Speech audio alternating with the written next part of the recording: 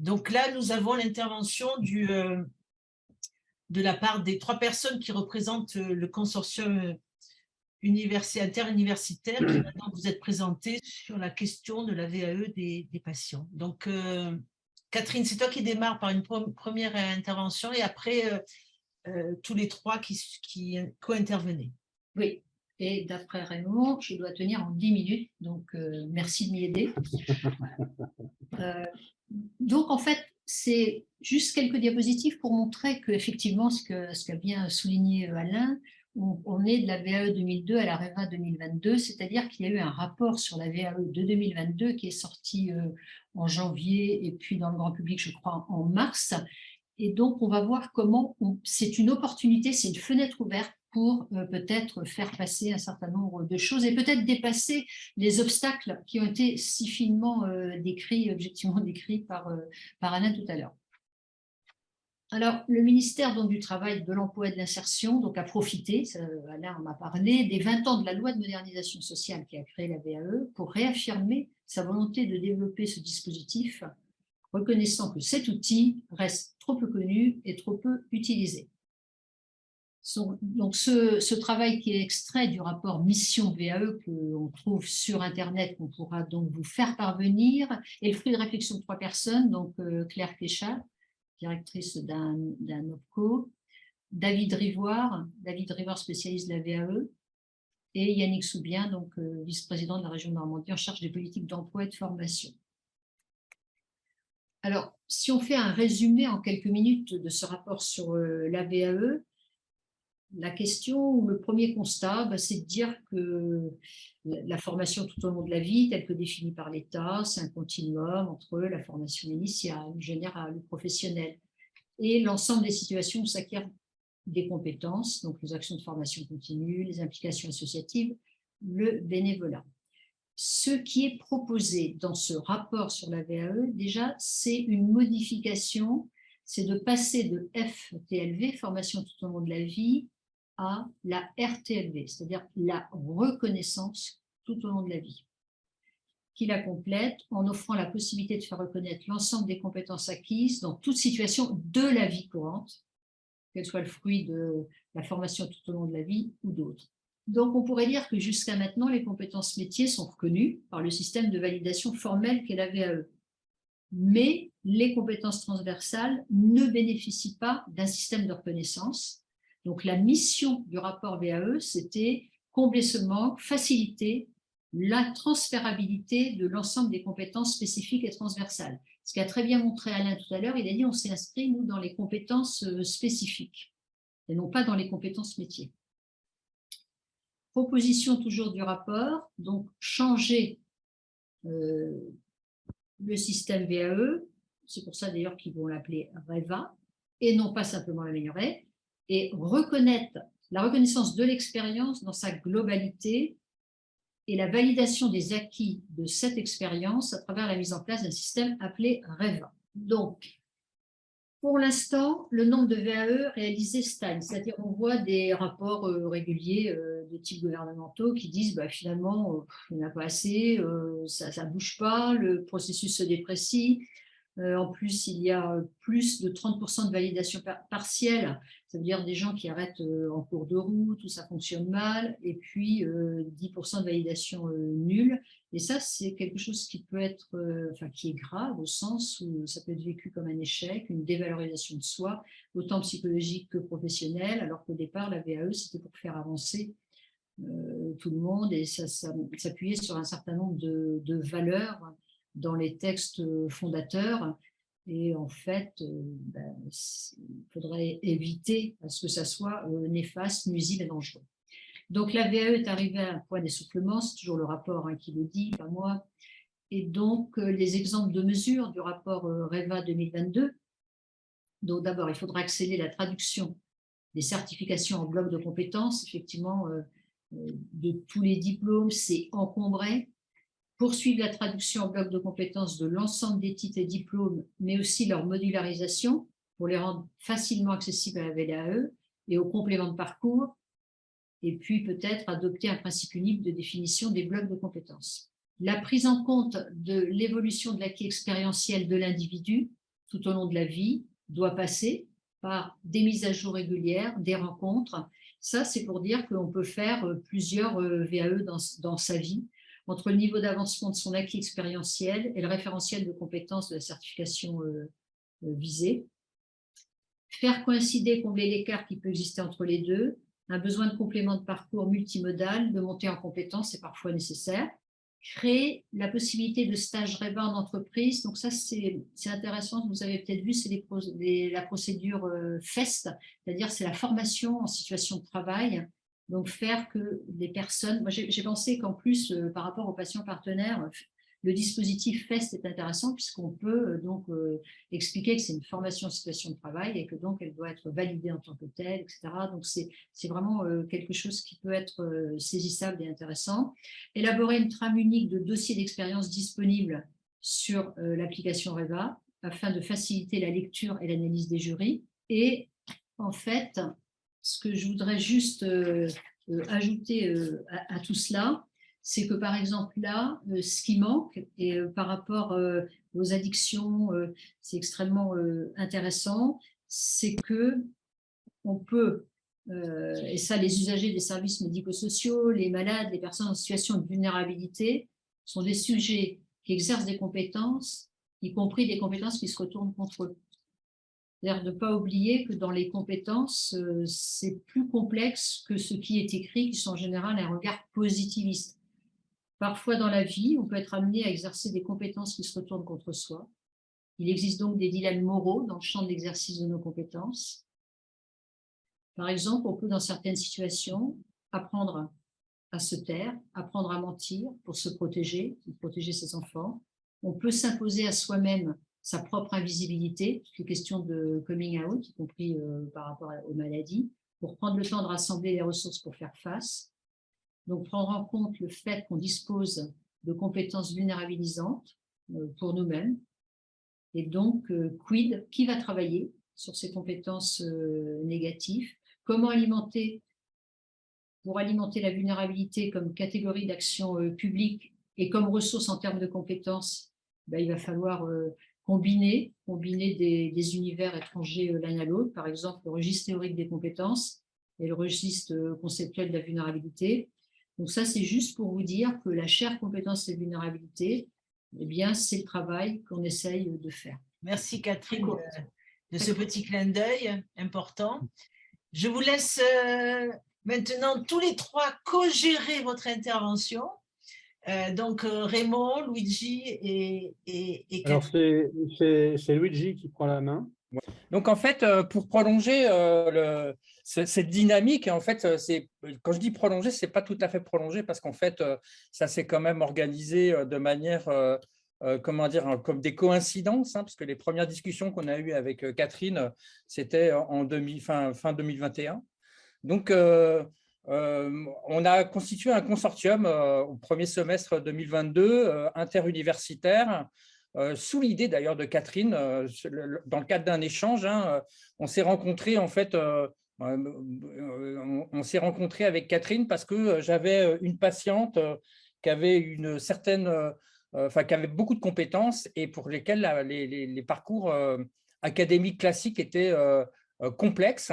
Et donc, je voulais voir avec Catherine si c'était possible d'avoir un diplôme par validation d'acquis d'expérience, ce qui se fait déjà à l'Université Sorbonne, et j'avais participé à un jury de cette dimension-là. Et comme à chaque fois avec Catherine, quand on parle d'un cas singulier, on essaye toujours de voir en fait comment ça peut être généralisé plus globalement. Donc, lors de cette réflexion sur, au-delà de ce cas singulier, comment ça peut aider des patients, voire des proches, on a fait un brainstorming, et de ce brainstorming est sortie en fait l'idée de constituer un collectif interuniversitaire pour créer un réseau qui aurait plus de poids que d'aller chacun de notre côté pour essayer de bouger les choses. Et donc, c'est de là est arrivée la création du consortium.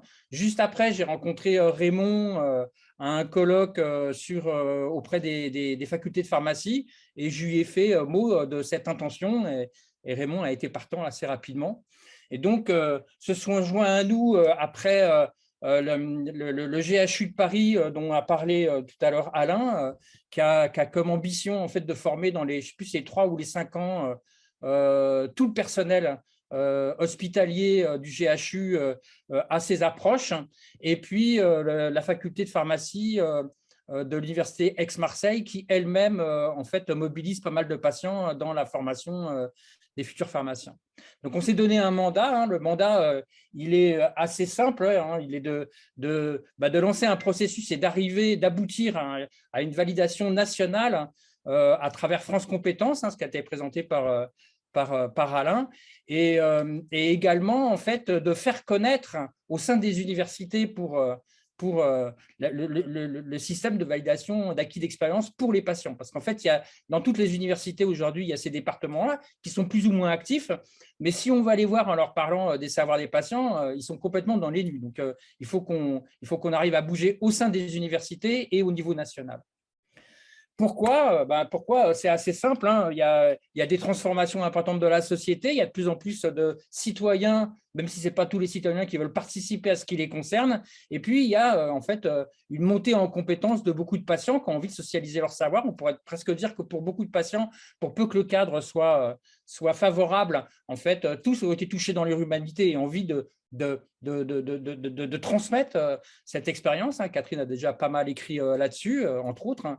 Et puis, ça a été accompagné quand même, ce mouvement des citoyens, par la loi, hein. La loi, elle a 2 rôles, hein. Elle a un rôle de valider en fait des avancées d'usage, et puis elle a un autre cadre qui est celui de devancer en fait des initiatives qui pourraient améliorer la vie en société, quoi. Et donc, ces dynamiques autour des savoirs expérientiels des patients, en fait, se sont fait jour, et c'est la motivation de ce consortium, en plus de tous les éléments qui ont été expliqués depuis ce début d'après-midi par Alain et par Catherine. Alors, forcément, on peut s'appuyer sur un certain nombre de publications scientifiques aujourd'hui, et en fait, on peut dire que le savoir des malades, c'est devenu un fait social, hein, tel que le père de la sociologie française Durkheim l'a annoncé, hein, donc avec 4 familles de preuves dont je vais parler là. Donc, la première famille de preuves, on en a parlé, c'est les diplômes. La deuxième famille de preuves, en fait, ce sont les diplômes et les formations. La deuxième famille de preuves, c'est les cadres de société, donc les législations nationales, intracommunautaires et les recommandations internationales. La troisième famille de preuves, en fait, ce sont des publications qui démontrent en fait ces savoirs expérientiels des patients. Alors, on a un exemple, hein, d'une revue médicale assez connue, hein, qui fait partie des grandes revues médicales, le British Medical Journal, qui en 2013 publiait l'essai La révolution des patients commencée sur la base de travaux qui avaient déjà été existants. Et puis, la troisième famille de preuves, en fait, c'est la commande sociale, en fait, dont j'ai parlé juste avant. C'est-à-dire, il y a une demande de la société, il y a de plus en plus d'organisations et d'institutions qui souhaitent avoir des patients pour les accompagner. Et tout ça, ça demande, en fait, d'élargir le cadre actuel. Donc, voilà, en fait, j'ai un peu sauté ce qu'il y a dans les diapos, là. Alors, pourquoi, hein? Il y a déjà un grand nombre de formations diplômantes. On peut se poser la question, et puis ça a été posé en préalable, de savoir si ces formations, Alain en a parlé, hein, si elles doivent toutes être universitaires ou pas, parce qu'il y a par exemple dans le monde de la précarité, moi j'accompagne pas mal le programme Un chez soi d'abord, il y a énormément de personnes qui sont passées par la précarité et qui ne sont pas en capacité d'aller à l'université, voire des personnes qui aujourd'hui ne savent pas lire et ne savent pas écrire, et ce n'est pas pour ça qu'ils ne peuvent pas aider leur père dans des situations comme ça. Donc, il y a un cadre de formation qui est important, et puis il y a tous ces faisceaux de preuves en fait, dont j'ai parlé précédemment. Alors, qui constitue le consortium? J'en ai un peu parlé, mais je vais revenir, hein. On a 4 universités et un groupe hospitalier universitaire. Les 4 universités sont des IDEX. Alors, vous ne savez peut-être pas ce que c'est que l'IDEX, mais c'est les initiatives d'excellence. C'est les universités qui produisent le plus de connaissances, ou à qui on donne le plus de moyens pour produire de la connaissance sur la base de ce qu'elles ont mis en place, hein. Donc, il y a l'Université des patients avec Sorbonne Université, hein, avec la faculté de médecine.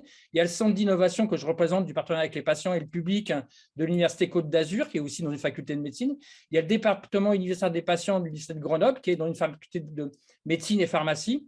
Et puis, il y a la faculté de pharmacie d'Aix-Marseille et le groupe hospitalier universitaire de Paris, psychiatrie et neurosciences, dont a parlé Alain tout à l'heure. Et puis, avec ce groupe, il existe aussi France Patients Experts qui constitue l'association qui a créé un précédent et qui permet, en fait, et avec qui on œuvre pour essayer d'élargir le cadre. Pourquoi? Parce qu'il y a une augmentation de la commande sociale. Il y a de plus en plus, on demande de plus en plus, de par la loi, mais pas que de par la loi. On cadre de plus en plus. Donc, il y a une commande sociale. Il y a une demande de la population d'être mieux accompagnée. Il y a des difficultés aujourd'hui dans le système de santé à ces œufs-là. Et puis, il y a les patients qui socialisent leur savoir, qui ont aussi besoin d'un minimum de sécurité.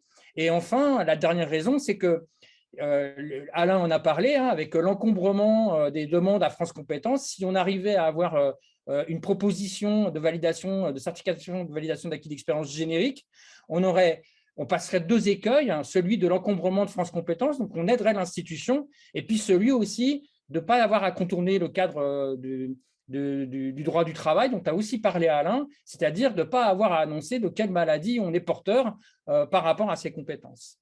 Donc, comment, en constituant cette force d'intelligence collective, je dirais, portée sur un certain nombre d'actions qui sont déjà en marche et qui s'inscrivent déjà dans la société depuis un certain temps, et puis en déposant une certification générique, ce qu'on va essayer de faire dans la continuité de ce que fait France Patients Experts. Et l'intérêt, c'est de mieux adapter la société, en fait, d'ajuster la société à ce qui se passe aux transformations globales, quoi. Et donc, juste vous dire que cette approche par compétence, en fait, elle est en ligne conduite aussi avec l'Union européenne, avec le fait que l'Union européenne a identifié 8 compétences clés que devraient développer les organismes de formation et les citoyens qui vivent dans l'Union européenne. Et nous, on en mobilise certaines. Notre orientation politique, c'est d'élargir en multipliant les voies d'accès aux diplômes, de les accoler à des parcours de montée en compétences, en les reliant à l'entrepreneuriat et à l'emploi, en intégrant la digitalisation de notre société, une mutation qui bouscule nos pratiques éducatives de formation et qui permettent aussi de sortir de la sacralisation du tout diplôme. C'est ce que je mettais comme commentaire, mais qu'on a eu contre panélistes tout à l'heure quand Alain parlait, sur l'importance d'une certification. C'est aussi qu'en France, aujourd'hui, si on n'a pas de diplôme et si on n'a pas un mode de certification, c'est quand même difficile de trouver de l'emploi par rapport aux autres pays, ce qui fait qu'en France, on a France Compétences et pas forcément dans d'autres États, quoi. Et puis, de passer d'une société de l'apprenance, je dirais même d'une société avec des entreprises et des organisations apprenantes qui permettent en fait d'être plus agiles dans une société qui s'accélère et dans lesquelles les métiers vont changer de plus en plus, quoi. Et donc, je disais tout à l'heure, en préambule, j'avais sauté la diapo, que ça s'accorde avec 4 des 8 compétences clés de l'Union européenne, qui sont en fait l'aptitude à participer de manière efficace et constructive à la vie sociale et professionnelle et de s'engager dans une participation civique active et démocratique, notamment dans des sociétés de plus en plus diversifiées, d'avoir l'esprit d'initiative et d'entreprise, d'apprendre à apprendre et d'avoir en fait une meilleure agilité des nouvelles technologies qui prennent de plus en plus de place dans nos vies en général et dans la santé en particulier, en vous disant que le 13 octobre, on fait un colloque sur justement la place du patient dans l'environnement numérique de la santé, qui aura lieu à Paris 8 et qui sera aussi en présentiel et en distanciel. Je te laisse la parole, Raymond. Donc là, maintenant, ce qu'on voulait faire pour illustrer un petit peu les propos au moins de cet après-midi, parce que ce matin, je n'ai pas pu assister, c'était de vous présenter des cas concrets et en posant un questionnement du pourquoi créer des nouvelles structures intégrées dans l'écosystème de santé ou comment elles valorisent la validation des acquis par l'expérience. Donc l'idée au départ, c'est peut-être de faire un constat. Aujourd'hui, quand on parle de patient, qu'est-ce qu'on remarque? Si on regarde l'étymologie, le patient est issu d'une origine latine qui dit patior, celui qui souffre, celui qui endure. Si on va plus loin dans on note une notion de soumission. Et si on va plus loin dans l'étymologie, on remarque qu'un patient qui devient un acteur est même un non-sens étymologique. Alors, bon, Luigi, Catherine, Alain nous ont montré que ce n'est pas tout à fait comme ça qu'on voit les choses. Et en fait, maintenant, si on fait le constat, qu'est-ce que font les patients aujourd'hui? Ils sont passés de patients, je dirais, témoins. On nous disait, tiens, Raymond, je dispense un cours sur les aspects éthiques, organisationnels des dons d'organes et des transplantations. Viens nous expliquer ce que c'est que la vie d'un patient transplanté. Donc, c'est un apport du témoignage. On voit maintenant dans les nouvelles certifications, on parle du patient, traceur qui va apporter son témoignage. On le voit dans la recherche, un patient qui intervient dans un groupe contrôle, il va apporter un témoignage. Maintenant, qu'est-ce que fait le patient? Il se forme, il devient formateur. Dans le cadre de la formation, il devient un enseignant. Il va participer à la co-construction des programmes, à l'évaluation, au suivi. Il va participer aux membres du jury de travaux de fin d'études ou de thèse. Dans la recherche, il va participer à toutes les étapes, depuis le cahier des charges, la lettre d'intention, le protocole, la demande au CPP, au comité de protection des personnes, à l'évaluation, à la formation quand c'est nécessaire, à la dissémination, aux publications. Donc, on voit aujourd'hui que le patient, l'évolution du patient, l'engagement du patient est passé du simple témoin jusqu'à l'investigateur en recherche et tout. Donc, c'est ça qu'on remarque. Et dans la VAE, je pense que c'est ce dont on a besoin à l'heure actuelle de valoriser. Donc, il y a la REVA, il y a notre consortium qui s'est emparé de cette dimension. Et là, ce qu'on voulait, c'était vous montrer un petit peu nos trois structures qui ont travaillé sur justement cette validation des acquis par le biais d'abord, je vais commencer par le département universitaire des patients qui vient d'être créé en décembre 2020, notamment en étant complètement intégré aux UFR de médecine et pharmacie. Donc, l'université Grenoble-Alpes a rassemblé autour d'une composante H3S, l'humanité, santé, sport, société, regroupe 7 UFR, dont la psychologie et d'autres. Nous sommes intégrés dans le site santé avec les UFR de médecine et de pharmacie. Et ce qui est intéressant, c'est qu'on a les deux composantes médecine et pharmacie ensemble à Grenoble. Donc pour ça, c'est très bien. Donc on a un conseil du département, bien sûr, classique dans le cadre d'une gouvernance classique, et un bureau du département qui regroupe un directeur patient, parce qu'on se disait un département patient, c'est quand même pas mal qu'il y ait un directeur patient, donc voilà, qui est moi-même. Il y a 2 co-directeurs qui représentent les composantes médecine et pharmacie et 3 patients experts. Donc vous pouvez constater que dans ce bureau, on est 4 patients experts dans la gouvernance.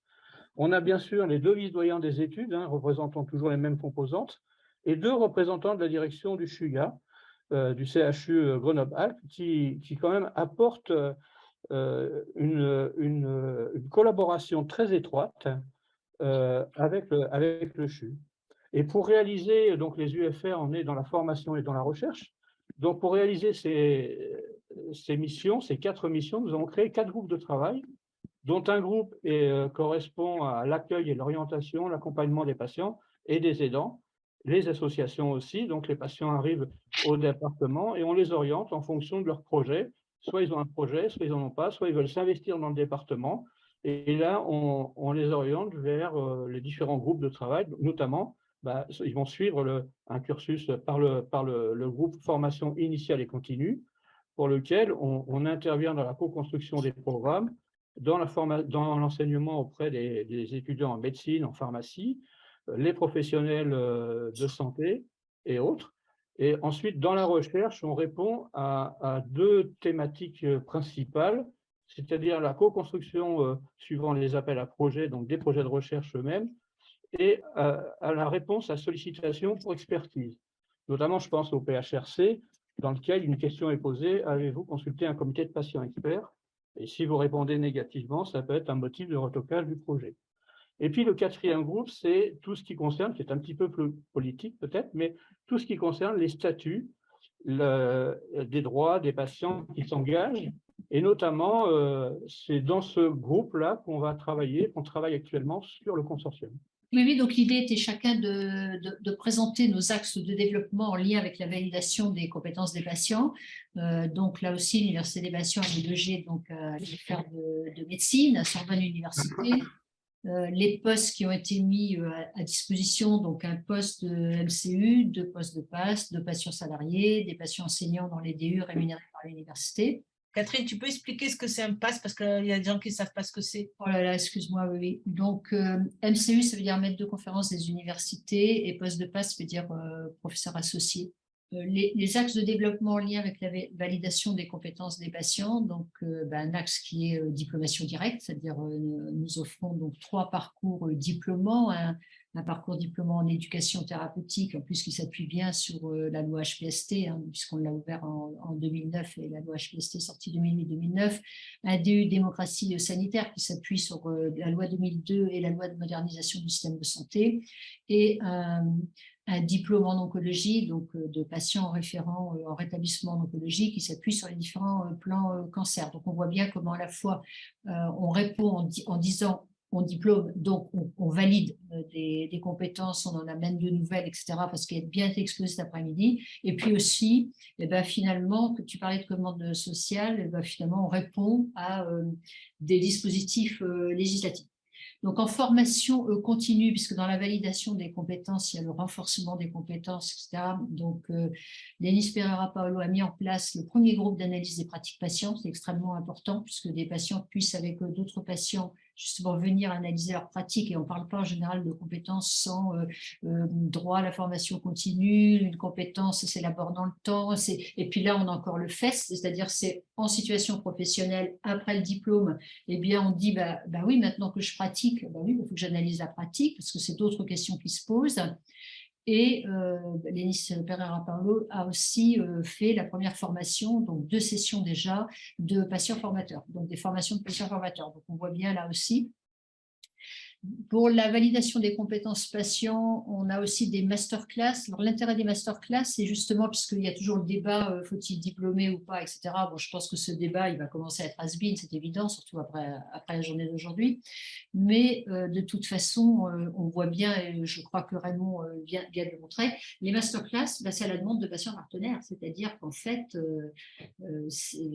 on peut aussi créer des dispositifs de formation. C'est simplement les patients qui en déterminent les objets, les objectifs, qui font une demande et qui souvent même les co-organisent et ils co-enseignent. Et puis bien sûr la recherche, puisque nous disposons depuis le 22 mars 2022 d'une chaire compétences et vulnérabilité. Pour les plus anciens d'entre nous, le 22 mars 1968 était un moment important de révolution. Voilà, on a des petites révolutions. Donc c'est tout. Merci Catherine. Luigi, it's for you. L'Université Côte d'Azur a été créée fin 2019, un centre d'innovation du partenariat avec le patient et le public, qui en fait a vu le jour du fait d'une initiative citoyenne qui a intéressé la faculté de médecine, qui est une association citoyenne qui fait de l'éducation citoyenne en santé, que vous voyez dans les missions là qu'il y a à gauche de votre écran. Et assez rapidement, cette université populaire, on va dire, a reçu en fait la possibilité, une accréditation pour donner des heures complémentaires dans le cursus de médecine générale. Donc, ça a été le premier pas. Et puis, le doyen, suite à ça, nous a dit ça serait bien de monter un diplôme. Donc, on a monté un DU, le DU Art du soin en partenariat avec les patients. Et il se trouve que ce DU a eu un prix de l'innovation pédagogique en formation tout au long de la vie, décerné par le ministère de l'Enseignement supérieur et de la Recherche. Et quand on est allé chercher le prix, on a dit nous, on voudrait ouvrir un bureau patient partenaire. Et donc, on a ouvert ce bureau avec une codirection médecin-patient fin 2019 avec le financement de la RS-PACA. Et c'est important parce que c'est ce qui nous permet aujourd'hui d'avoir une assise. En fait, le processus dont a parlé Alain, l'étape de certification, d'accompagnement des patients par diplôme ou par certification, par différents moyens, en fait, nous, on l'a mis en place et ça fonctionne assez bien dans notre région. On a monté un écosystème qui fait qu'on forme les étudiants en médecine dès le début du premier cycle en volontariat, du deuxième cycle et du troisième cycle au fur et à mesure. Et puis après, on les accompagne dans le milieu de soins. Donc, on crée vraiment un continuum et on est assez écouté par l'ARS, qui fait que, par exemple, la faculté de médecine a financé, l'ARS a financé toutes les initiatives pédagogiques. Et une fois qu'elles deviennent, on va dire, institutionnalisées dans la faculté de médecine prend le relais pour financer ces initiatives, en sachant que les patients sont payés. Alors, ils sont payés sur un mode vacataire et on est en train de travailler à ce que les bénévoles qui souhaitent être bénévoles et rester bénévoles, qui sont dans les associations, que les associations qui sont les cadres dans lesquels ils puissent en fait transmettre leur savoir, soit en fait touchent cet argent pour ce qui leur donnerait une autonomie aux associations. Et donc, on a comme mission l'enseignement avec, en fait, donc, je le disais, en médecine, mais aussi en interprofessionnel, en second cycle aujourd'hui, avec 6 métiers du soin. On accompagne dans les milieux de soins à l'hôpital et dans les soins primaires. Et puis, on a aussi pas mal de développement en recherche avec 4 laboratoires qui sont devenus des laboratoires interprofessionnels interdisciplinaires en partenariat avec les patients, avec des financements de l'Agence nationale de la recherche et avec en fait des financements européens. Et ça, c'est important parce que ça permet en fait vraiment de poser une force par rapport au cadre sur lequel on est tous ensemble, c'est-à-dire d'essayer d'avoir une certification par rapport à ça. Donc voilà la manière dont on élabore les choses à partir de la faculté de médecine de Nice.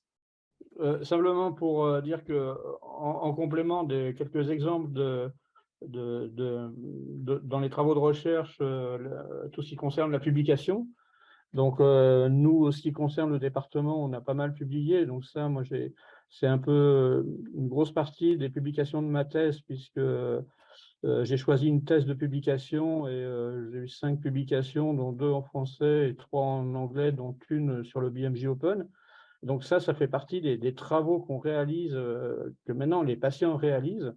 On a une journée mardi au Cancéropole Clara, justement, sur les travaux de recherche et tout. Et dans les ateliers qui ont été, une question a été évoquée sur la reconnaissance des patients dans les publications, parce qu'il n'y en a pas beaucoup qui sont cités dans les publications, ne serait-ce que dans les remerciements. On oublie un petit peu tout ça.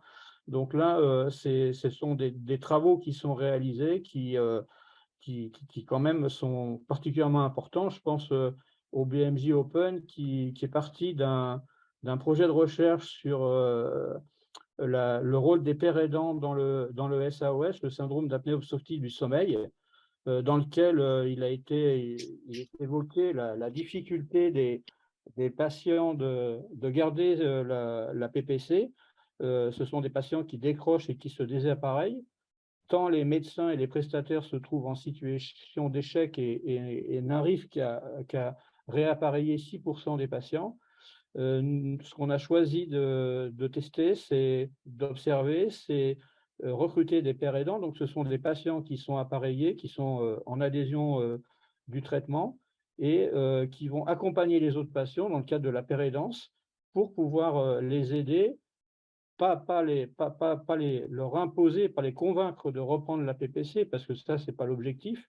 C'est simplement les accompagner à changer de comportement, trouver leurs propres ressources pour qu'ils puissent reprendre la PPC.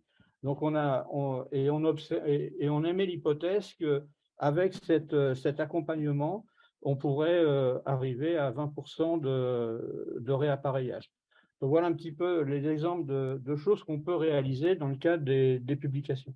Très bien, merci Raymond. Est-ce que vous avez tous les trois quelque chose à ajouter par rapport à votre intervention ou d'autres slides, ou est-ce qu'on peut commencer Non, juste vous dire que bon, les slides seront disponibles et qu'on a la bibliographie de ce qu'on a mis dans les textes. Bien sûr. Voilà. Donc, est-ce qu'on a des questions, nos spectateurs, nos spectatrices alors, il y a quelqu'un qui demande, je le dis tout de suite, Corinne, je te surpasse, mais est-ce qu'il serait possible, Luigi, d'avoir le lien pour le séminaire du 13 octobre que tu as évoqué? Oui, je vais vous l'envoyer tout de suite. D'accord. Et il y a une question de Cyril également. Voilà. Oui. Avez-vous des pistes au sujet du mode de rémunération possible qui serait compatible avec les différents types de protection sociale afin de ne pas précariser? Alors là, on est au-delà de ce qui a Ouais. été présenté, mais on peut peut-être, on a…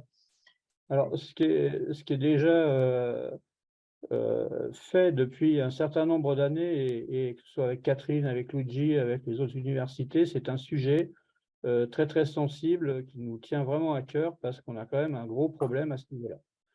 Aujourd'hui, il n'y a que 3 typologies de personnes concernées qui puissent être rémunérées directement par les universités dans le cadre de leur qualification d'enseignants vacataires. Soit ils ont un emploi principal, et là, vous pouvez être rémunéré sans problème. Soit vous êtes travailleur indépendant, vous êtes rémunéré, soit vous êtes retraité et vous pouvez être rémunéré que jusqu'à l'âge de la retraite. À partir du moment où vous êtes retraité, même si vous êtes compétent, même si vous avez tout ce qu'il faut, vous êtes sorti des cadres de l'université.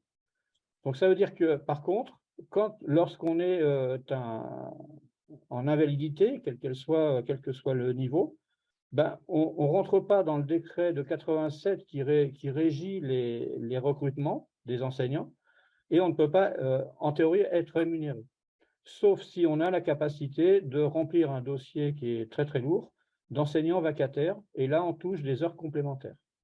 Donc, c'est un problème qui est pris en compte par le consortium, mais je laisserai Catherine et Luigi compléter, parce que c'est un gros problème pour certains. Et en effet, il faut éviter à toute fin de mettre en difficulté les patients qui vont enseigner par rapport à leur statut.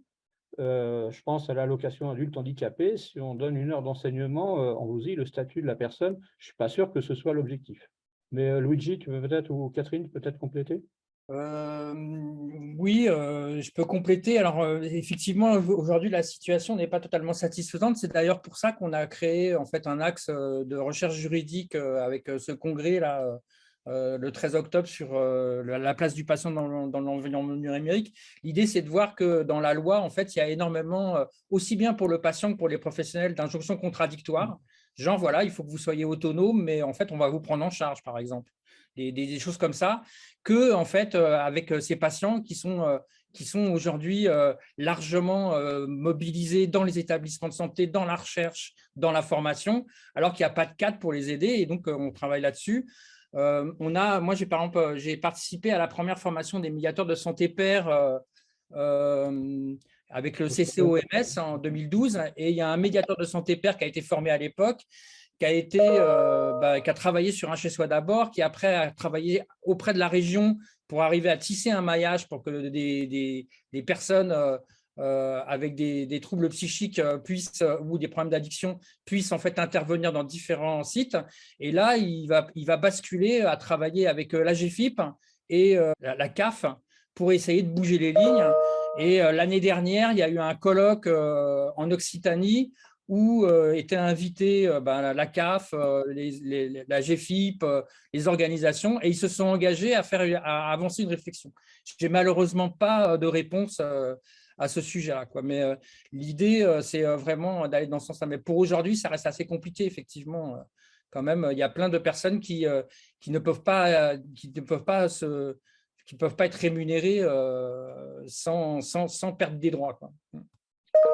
Catherine, dans la masterclass, donc patient formateur cette année, il y a quelqu'un qui s'appelle Laure Poazavara qui travaille et qui a travaillé, fait tout un dossier sur les possibilités de rémunération.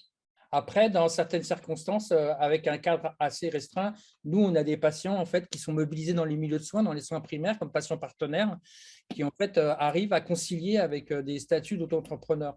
Il ne faut pas qu'ils dépassent une certaine somme, quoi. Ouais. Et puis, il ne faut pas que ce soit régulier parce que ça peut correspondre à un emploi déguisé. Souvent, on n'arrive pas à avoir de contrat pérenne avec le statut d'auto-entrepreneur. Pardon, il y a une question complémentaire de Cyril qui dit « Si je comprends bien, un statut de vacataire universitaire est incompatible avec une invalidité. » De la retraite. En invalidité, on peut cumuler. On peut cumuler un emploi. Oui. Mais à partir du moment où on ne dépasse pas le seuil de la rente qui est alloué par la sécurité sociale. C'est ça. Ça montre bien qu'il y a un besoin très concret Bien sûr. d'un espèce Oui. de, je ne sais pas quoi, de dire, d'un manuel, d'un guide qui expliquerait toutes les possibilités. Mais je me rappelle, Catherine, tu as parlé de Laure Poisevera. C'était très compliqué parce que on est au cas par cas, c'est-à-dire on voit la situation de la personne, qu'est-ce qu'elle peut pas, qu'est-ce qu'elle risque, les avantages, les inconvénients. Vous savez, une espèce de balance décisionnelle entre avoir une rémunération, mais quel est le risque de perdre tel ou tel Parce que avantage. la question, c'est de l'accompagnement. Il faut accompagner et par contre, il y a des bases. Et ce sont des bases qui apparaissent de plus en plus et c'est ça justement qu'on doit développer actuellement. C'est quelles sont les lignes de base, parce qu'en fonction de la région aussi, on peut avoir des contradictions. Tu es à 20 km, donc tu passes à une autre commune, ce qui ton adulte handicapé qui est à 90 va passer peut-être à 60. Donc on a une réelle problématique là, mais c'est pour ça que le plus important, c'est le travail de l'accompagnement. Comment accompagner, mais il y a quand même des choses qui ont été dites là et qui sont une base qu'on peut plus ou moins reproduire. Il ne faut pas dépasser une certaine somme, ça veut dire le salaire que vous aviez avant par rapport à l'adulte handicapé, et il y a qui va se cumuler avec d'autres droits que vous avez. Donc c'est vraiment quelque chose d'aller en détail pour des personnes, mais au fur et à mesure qu'on s'approche, on voit qu'il y a certaine quantité de choses qui se répètent. Et c'est là où on peut avancer. Donc, c'est là où il pourrait y avoir peut-être un document à commencer à rédiger. Justement, j'allais vous poser une question par rapport au consortium. Donc, si on voit bien que chaque université a véritablement une contribution à cette question et puis montre par la preuve qu'il y a des choses possibles. Concrètement, comment vous voyez la suite de votre consortium par rapport à la VE des patients? Déjà, on a commencé à rédiger un argumentaire qui retrace un petit peu toutes ces étapes. Une fois qu'on l'aura finalisé, il y aura des rencontres avec les instances concernées, ministères et autres, pour faire bouger les choses. Je parlais du décret de 87, donc faire bouger un décret, c'est peut-être très compliqué. Avoir un décret d'application, c'est peut-être beaucoup plus simple. Donc, il y a un aspect juridique à voir. Ce qu'on constate aujourd'hui, c'est que, en tant que patient, on est de plus en plus sollicité.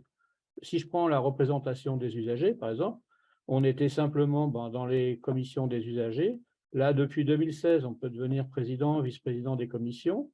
Là, on nous demande d'intervenir dans les directoires, dans les pôles, les choses comme ça. Enfin, donc, ça, c'est sur la partie représentation des usagers. Donc, concrètement, on est de plus en plus sollicité. C'est pour ça qu'il faut que le consortium a toute sa légitimité. C'est justement l'espace de réflexion et d'action qui va permettre de faire bouger les choses, parce qu'il faut se poser les bonnes questions maintenant. Là, dans le débat qu'on a eu mardi sur la recherche, une question a été posée, mais est-ce que le patient dans la recherche qui intervient, qui co-construit, qui passe à toutes les étapes, est-ce qu'il doit être bénévole ou est-ce qu'il doit être rémunéré en tant que tel? La question est que si on va plus loin dans la réflexion, si on reste uniquement sur la notion de bénévolat, ça ne veut pas dire qu'il faut supprimer le bénévolat, hein, je reste bien dans mes propos. Simplement, si on reste dans le bénévolat, ça veut dire qu'on n'établit pas de budget pour l'implication, l'engagement des patients. Donc, à ce moment-là, ça peut poser des problèmes au niveau du budget de la recherche, du budget du projet de la recherche. Donc, c'est toutes ces questions qui rentrent en ligne de compte. Donc, on est quand même dans une évolution. On arrive maintenant à faire énormément de choses, mais il faut vraiment se poser les bonnes questions. Et pour pouvoir pérenniser les actions qui sont menées, parce qu'il n'y a pas que ça, c'est qu'il faut pérenniser. Ce n'est pas le tout de faire une fois une action. Catherine? Oui, donc dans le consortium, je pense que ce qu'il faut qu'on fasse, moi ce que j'avais proposé, c'est qu'on fasse un plaidoyer, qu'on aille au ministère et qu'on récupère un chargé de mission de France Compétences qu'il va falloir former à ce qu'on propose. parce que je m'excuse, mais les référentiels pour l'instant de compétences publiquement disponibles, il n'y en a pas pour les patients. Donc, comment comment un organisme d'État France Compétences peut légiférer s'il ne connaît pas le sujet? Donc, soit il fait rentrer des leaders, des compétences patients, puis soit il nous fait une ligne directe, soit ce qu'on va demander, c'est ce qu'on appelle un fast track, c'est-à-dire pouvoir avoir quelqu'un de France Compétences qui vienne travailler ou nous-mêmes de les former. Et pour toucher France Compétences, malheureusement, c'est pas en se mettant à chercher France Compétences, parce qu'on a essayé chacun, puis Alain a bien décrit, on n'y arrive pas. Donc, l'idée, c'est de demander au ministère d'actionner France Compétences qui dépend donc de l'État, de la tutelle, quoi. Donc voilà par exemple un exemple. Et pour ça, il va falloir faire un argumentaire, alors encore un peu différent que celui qu'on a présenté aujourd'hui. Avant que Luigi reprenne, je me disais que par rapport à l'intervention d'Alain, où il disait bien, il ne peut pas y avoir de plaidoyer, il ne peut pas y avoir, on rentre dans des cases et on fait au mieux. Je pense comment vous vous situez? Ce que je pense que vous vouliez dire,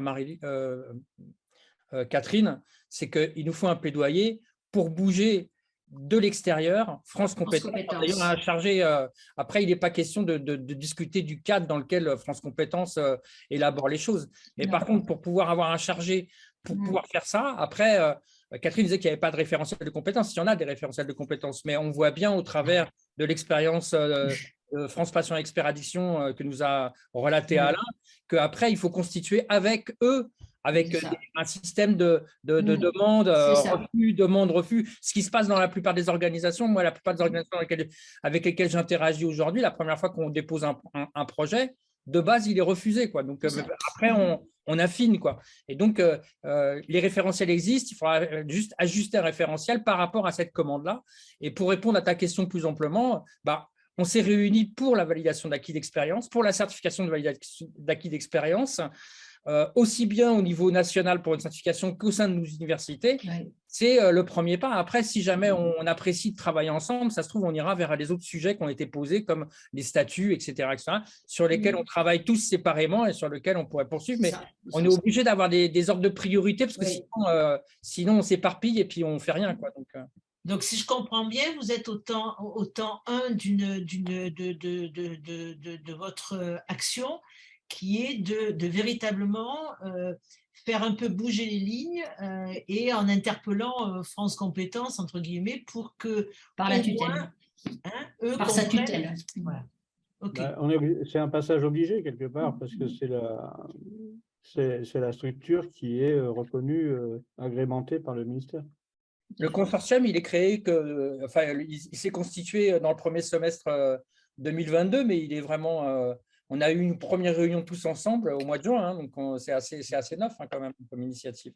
Alors, il y a une question qui est posée par Sylvia. Je me permets, là, Corinne, puisque je viens de la lire. Elle vous remercie pour vos présentations. Elle se demande si toute personne avec tout niveau d'études, puisque Luigi, tu as fait référence aussi à des gens qui pouvaient ne pas avoir de diplôme, voire ne pouvaient ne pas savoir lire ou écrire et plus, aurait accès. Donc, est-ce que toute personne, indépendamment de son niveau d'études, pourrait avoir accès à la VAE? Moi, je dirais de la position des différentes choses que j'ai développées, oui, parce que ça va être sur le référentiel des compétences. Après, ça ne va pas dépendre que de nous, parce que comme l'a dit Alain Desjours, il y a aussi des allers-retours avec France Compétences pour savoir pour cadrer le référentiel de compétences. Donc, a priori, oui, sauf contrainte de l'extérieur, quoi. Il y a notamment donc dans REVA et dans les options et attention du gouvernement, il y a les métiers du CARE. C'est-à-dire dans les métiers du CARE, donc il y a tout des expérimentations où on fait entrer donc des personnes sans aucun diplôme. C'est pour faire monter justement en compétences et en professionnalisation. Donc il y a une expérimentation. Corinne. Donner un niveau aide-soignant et après voir si on peut donner plus aux personnes qui s'engageraient dans les métiers du CARE, notamment la petite enfance, etc. Il y a des choses en cours sur lesquelles, justement, on va travailler, on va regarder ce qui se passe et voir comment on peut, nous, faire des transférabilités. Juste avant la question de Cyril, il y a une question de Michel qui posait la question aux intervenants de savoir s'ils acceptaient des patients enseignants bénévoles cette fois-ci. Oui. Oui, il n'y a pas… Il n'y a pas de problème. C'est-à-dire que je pense que cette question qu'on pourrait qualifier de professionnalisation est indispensable parce qu'on ne peut pas faire les choses tout bénévole. À l'heure actuelle, aucun enseignant ne va enseigner bénévolement.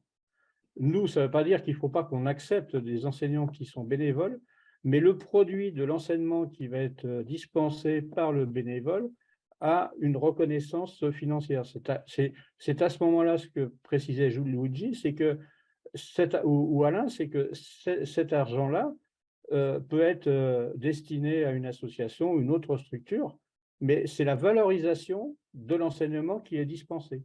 Si la personne ne veut pas être rémunérée, vous prenez une association comme la Ligue contre le cancer, pour ne pas la citer, pour eux, de toute façon, un patient ne doit pas être rémunéré. Donc, on peut sortir de là, c'est-à-dire qu'à partir du moment où on produit un enseignement, ça a une valeur qui est financière aussi. C'est cette partie de finance qui doit être soit destinée à l'enseignant, mais il peut être destiné à une autre structure.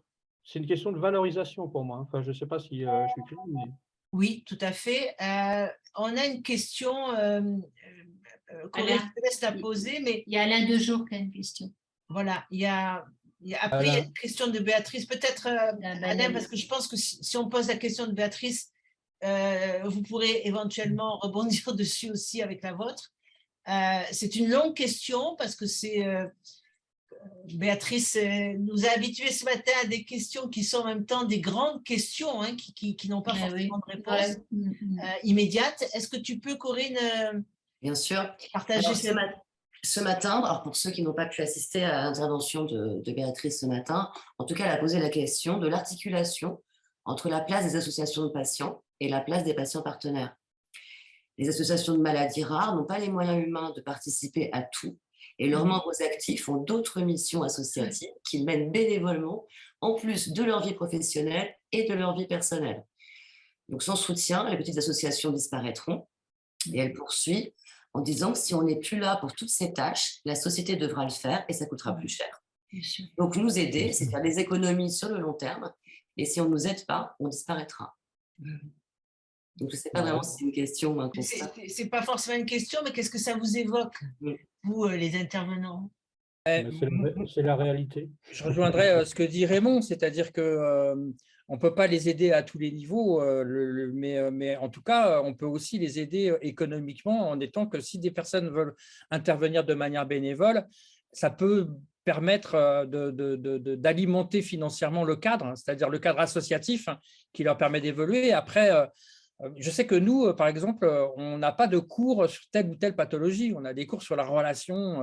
Les cours qui sont donnés en sciences de la santé, ce sont principalement des cours sur ce qui manque le plus, ce dont les citoyens français se plaignent le plus, c'est-à-dire un manque de relation avec les professionnels de santé. C'est vraiment sur ces dimensions-là. Après, il peut y avoir effectivement des exemples, mais on n'a pas de cours spécifiques pour telle ou telle pathologie de notre côté. Donc voilà, après, sur les ressources… on sait bien que les associations, de toute façon, elles ont des priorités propres, comme nous, on a des priorités propres, et qu'elles ne peuvent pas être sur tous les champs. Moi, je vous donne un exemple. J'ai contacté les associations de patients parce qu'on était sur une recherche financée par l'Agence nationale de la recherche sur l'aide à la prescription d'applications mobiles de santé par les médecins et accessibles aux patients. Et en fait, j'ai contacté les associations pour connaître un peu dans leur champ d'expertise quelles étaient les applications, pour essayer de catégoriser en fait une modalité de qualification, de crédibilité des applications mobiles. Mais il y avait peu d'associations qui étaient vraiment sur ce champ-là, parce qu'en fait, elles ont plein d'autres choses à s'occuper. Donc, on peut les aider en essayant de leur permettre d'avoir de l'argent, et puis ce qui permet aux individus aussi de choisir. Tout à l'heure, Catherine, puis après je m'arrête. Tout à l'heure, Catherine disait en fait le diplôme, ça va être dépassé. Moi, ce n'est pas du tout ce que je vis. Moi, il y a plein de patients qui rentrent dans nos activités et qui veulent après passer des diplômes. Absolument. Apprendre, c'est aussi, ça a une dimension thérapeutique. Et oui, c'était le débat sur le diplôme qui allait être dépassé. Pas le diplôme. On est d'accord, pas le diplôme, le débat sur les diplômes. Mais l'idée, c'est que le cursus et le diplôme soient choisis plutôt que subis pour pouvoir en fait socialiser ses savoirs. Alain, après on reviendra. Alain, qu'est-ce que vous vouliez nous dire?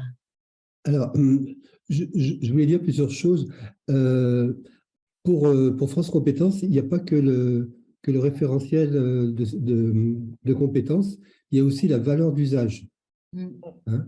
Et ça, il faut vraiment l'inclure dans le plaidoyer, hein, d'une façon ou d'une autre. Ils sont plus attachés en fait à la valeur d'usage qu'au référentiel de compétences, parce que comme le disait très bien Catherine, en fait, ils ne sont pas spécialistes de tout. Hein, ils sont spécialistes de rien d'ailleurs. Et donc, ils n'ont pas à juger de la qualité d'un référentiel de compétences, par exemple. Ils en sont incapables. Par contre, effectivement, si on peut démontrer une valeur d'usage d'une certification, ça, ils savent lire ces points-là. La deuxième chose que je voulais dire, c'est qu'en fait, ils fonctionnent, les dossiers sont instruits par des techniciens quelque part, et en fait, ils passent après dans des commissions où il y a une représentation politique. Hein, c'est-à-dire qu'en fait, ce sont essentiellement les ministères qui sont représentés, et notamment le ministère de la Santé, qui a deux représentants dans les commissions, enfin au moins deux. Et ce qui pourrait être intéressant, effectivement, c'est qu'on puisse, à travers la démarche qui est en cours, demander à ce qu'il y ait des patients dans les commissions. Voilà, oui, tout à fait, tout à fait, tout à fait. Après, c'est vrai que la question des, je ne voudrais pas terminer là-dessus, mais la question des financements qui se pose pour les petites associations, elle se pose aussi parce que c'est les pouvoirs publics ont choisi de financer de façon privilégiée les grosses associations, ou en tout cas les fédérations associatives. Et c'est vrai que ça pose la question alors pour le coup, de la démocratie en santé. Est-ce que c'est en fonction de, on va dire, de son volume qu'on est reconnu comme éligible à des subventions ou des... Je ne sais pas, je veux dire... en tout cas, j'ai l'impression que la question posée, elle dépasse aussi notre webinaire, enfin notre thématique, et elle est très, très importante parce qu'effectivement, voilà, quel est l'avenir des associations qui ne sont pas dimensionnées comme le souhaite. Il y a cette question-là, puis il y a la question en fait de demander des subventions. C'est quasiment un métier maintenant en France. Hein. Oui. Donc, est-ce que on va, quand on a une petite association, on va privilégier le service au pair, à l'information au pair, ou est-ce qu'on va mettre son énergie dans des démarches administratives pour un potentiel financement? Parce que c'est une réalité, ce que tu dis. En fait, l'État, globalement, identifie des grosses fédérations et finance des grosses fédérations, et puis après, débrouillez-vous, quoi. Donc là, je crois que ça serait l'occasion d'effectivement un autre espace de débat, à avoir, de plaidoyer. Il est 16h18. Nous avons, je crois, pleinement utilisé cette journée à partager. Je ne sais pas quoi dire pour le mot de la fin, mais ce que j'ai envie de dire là tout de suite, c'est que d'abord vous remercier, vous qui êtes là, les intervenants, remercier évidemment Rebecca, et vous remercier vous qui avez été nombreux et nombreuses à être sur une journée entière, ce qui est quand même pas, c'était pas gagné.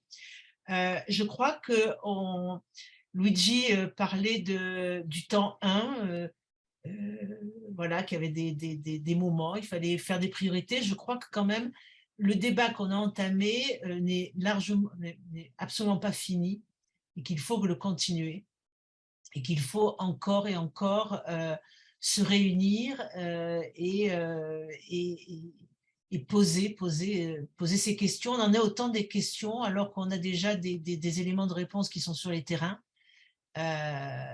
J'ai envie de demander à nos intervenants, est-ce que vous avez envie de dire quelque chose pour... Vous êtes on s'arrêtera, on arrêtera le webinaire sur vos visages, sur vos propos. Est-ce que vous avez envie de partager quelque chose maintenant? Moi, si je pouvais partager quelque chose, c'est que je constatais ça il n'y a pas tellement longtemps. Alors après, c'est aussi parce que je suis endurant et que beaucoup de malades chroniques qui vivent depuis longtemps avec des maladies chroniques sont endurants. C'est que je suis devenu un spécialiste des utopies qui deviennent réalité. Donc, j'ai confiance à ce qu'on arrive à aboutir sur ce sujet-là et bien d'autres. C'est une très Moi, belle… je tenais à vous remercier tous déjà pour l'organisation, déjà nous avoir invités, nous faire confiance. C'est des sujets que l'on traite depuis un certain nombre d'années, les uns les autres. Je vois avec Catherine, on se connaît depuis, je sais pas, 1932 à peu près. Voilà, donc on travaille ensemble. On a même si on a des sujets différents, des adaptabilités avec nos secteurs différents, mais on a une grande complémentarité. Et Luigi parlait d'intelligence collective. Je pense que c'est ça qui fera bouger les codes, bouger les choses. Et voir nos institutions travailler ensemble, peut-être que ça leur donnera des idées de le faire déjà d'une part, et puis de prendre en compte toutes les dimensions qu'on a évoquées aujourd'hui. Moi, l'impression que j'ai d'aujourd'hui, déjà, je vous remercie vraiment beaucoup pour cette invitation, c'est de voir effectivement qu'on est dans cette idée que comme on ne sait pas que c'est impossible, on va y arriver. Hein, et on ne veut pas savoir que c'est impossible, on va arriver à faire bouger les lignes. Maintenant, effectivement, il y a encore beaucoup de travail, mais il y a un chemin là qui est engagé et il faut vraiment continuer ce travail et le continuer ensemble. C'est vraiment important. C'est ça. En tout cas, il y a du ensemble. Merci Alain. Catherine, fini, tu voulais nous dire quelque chose et après on passera la main à Rebecca. Oui, moi, ce que ça me suggère, c'est d'abord que la démocratie en santé, la démocratie tout court, nous sommes responsables de la démocratie, de nos démocraties. Il faut d'ailleurs protéger la démocratie, vu ce qui se passe en ce moment en Europe. On voit qu'il y a des retours comme ça un peu complexes. Il faut résister à ceux qui veulent nous diviser. C'est important. Je voudrais juste remercier aussi les deux organisations qui n'ont pas pu être présentes aujourd'hui, d'être dans ce consortium. Oui. De GHU Paris et puis Paris Psychiatrie Santé Mentale Neurosciences et puis l'Université d'Aix-Marseille. Bien sûr. Rebecca. Oui, Marilyn. Rebecca, est-ce que tu as envie de dire justement de le faire en sorte que, en t'écoutant, après on se dit, ben voilà, on a bien fait d'être là. Oui, on a bien fait d'être là. Moi, ce serait des remerciements. Un grand merci donc à l'Université des patients, Sorbonne, Marilyn, Catherine, d'avoir accepté d'organiser donc cette journée qui a été riche, enrichissante, intéressante et qui, je pense qu'elle va être la base d'une bonne réflexion au sein de FIMARAD, la filière de santé maladie rare en dermatologie. Et j'aimerais aussi remercier Béatrice Jouanne qui a accepté d'intervenir et aussi d'être la voix de nos associations sur ce sujet très sensible au sein de la filière. Encore une fois, merci à tout le monde, à toutes et à tous. Et bonne fin d'après-midi, bonne soirée. Et puis, we can do it. Je dis souvent ça quand on est avec les étudiants. On peut le faire et on va continuer ensemble. Merci beaucoup. Merci. Merci. Au revoir.